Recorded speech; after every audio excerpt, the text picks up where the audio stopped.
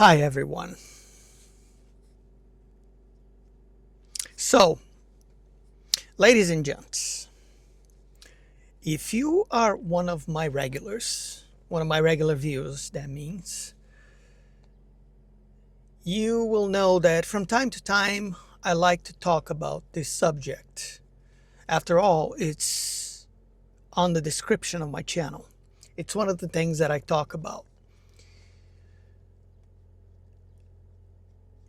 If you are new to the channel, then perhaps this will spark your curiosity, which is a good thing to have.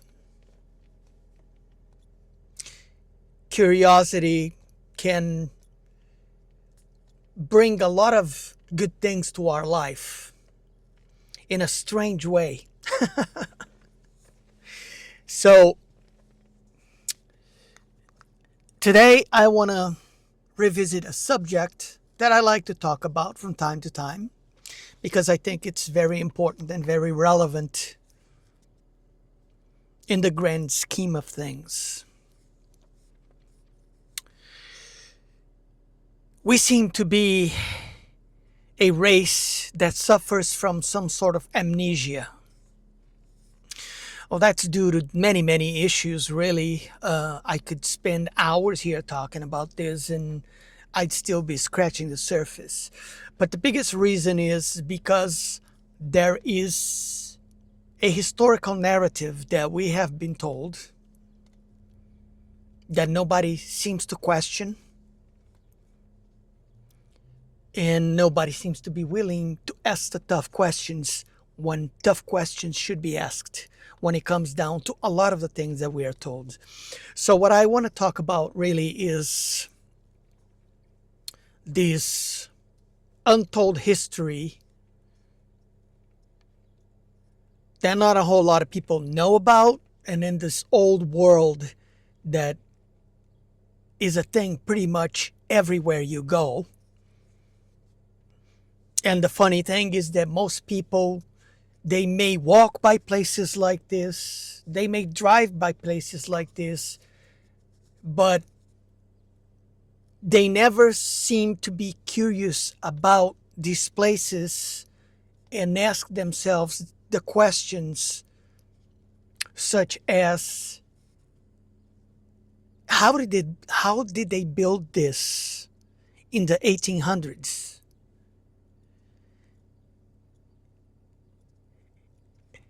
And here's the thing. A lot of these places, this old world that I'm talking about, it's these buildings that they share these similarities on their architectural design.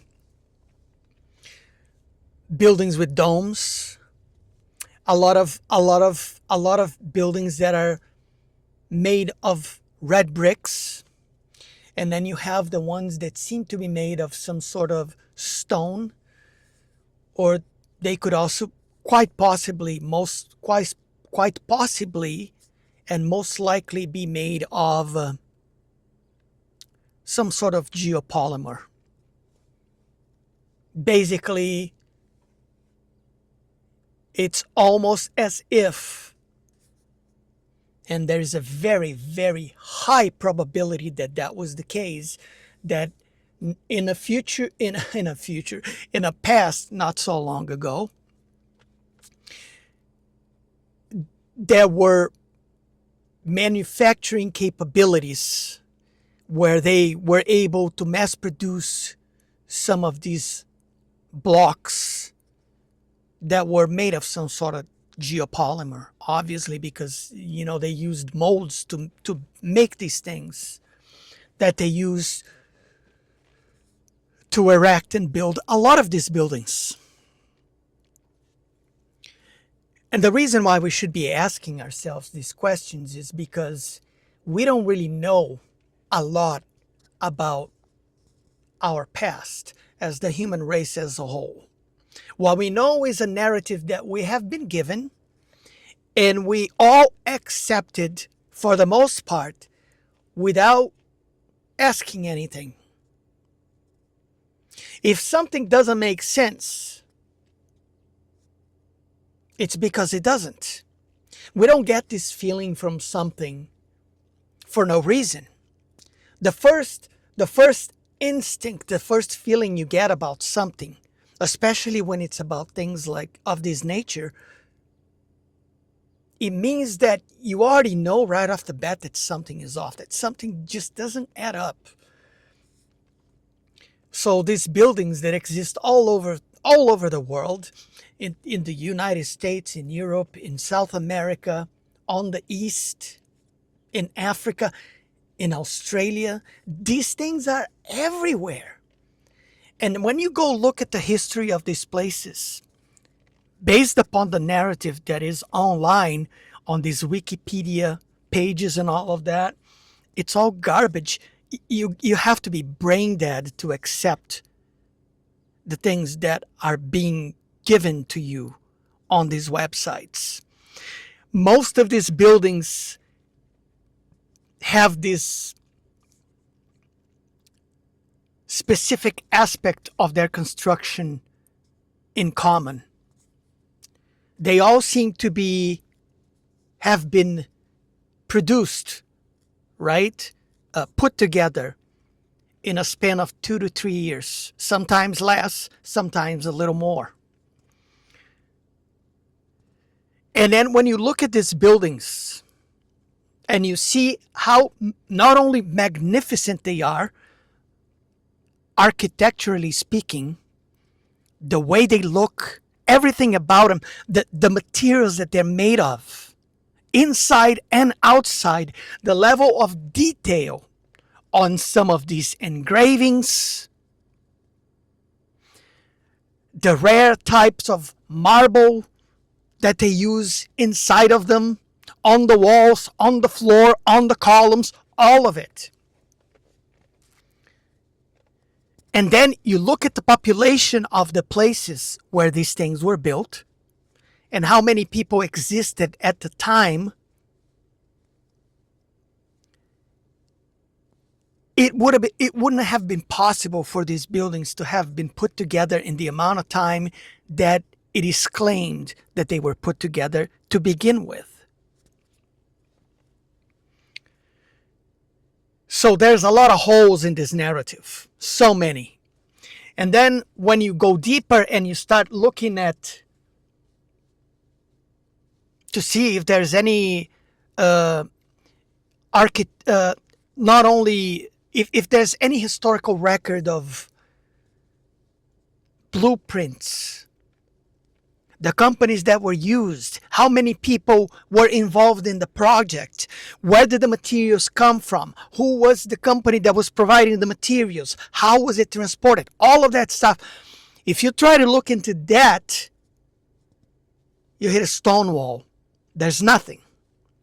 And then if you go even further and you try to do FOIA requests at your local town or whatever the place it is that you're trying to figure out, you want to know more about it because it's fascinating, right?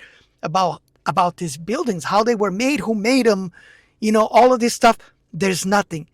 You always get an answer that no such records exist, when they should have existed if these places were built at the time period that it is claimed that they were built, within the time frame that it is claimed that they were built.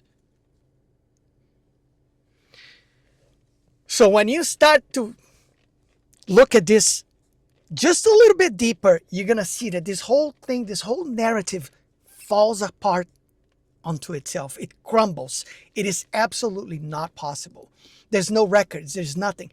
The reason why there is no records is because we don't know.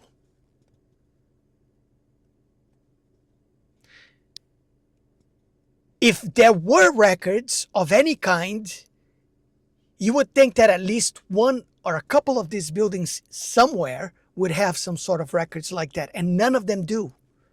This is a thing that all of them share in common. There's no information about it. The reason why there's no information about it is because we didn't do them. We found them. They were already there. We inherited them. They belonged to a past, prior iteration of humanity that no longer exists, and that obviously had a lot of more knowledge than we currently do when it comes down to a lot of these things. Because even if we try to build some of these things together the way that they were done in their time, 1800s, late 1800s, early 1900s, we wouldn't be able to do it. And that is mind-boggling, to say the least. So I'm going to finish this channel by, if this is something that piques your curiosity, your interest, I highly recommend that you do some research of your own and then check some of the channels that go really in depth into these things, such as My Lunch Break, David Wayne.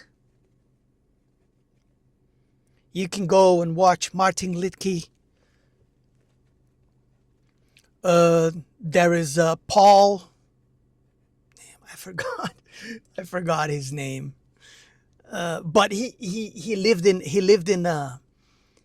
Malta for a while. It's a British guy, Valetta, and he has all these cool videos about star forts and all kinds of stuff. He goes all over the world, and David Wayne is really good. Shout out to David Wayne. I like his stuff.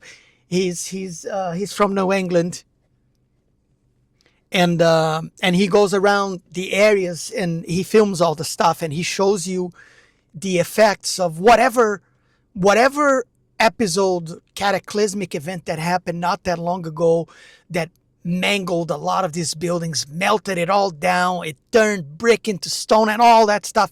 It's absolutely fascinating, folks. Like, seriously, this is one of the things I love the most about, we need to figure out some of this stuff because it's crazy how nobody knows. And if anyone within academia begins to talk about these things on a more serious manner and tries to bring some of these subjects up, what happens is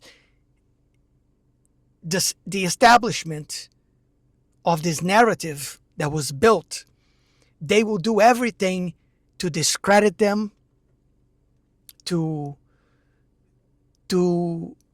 say that they're lying, they're crazy, and all of this stuff.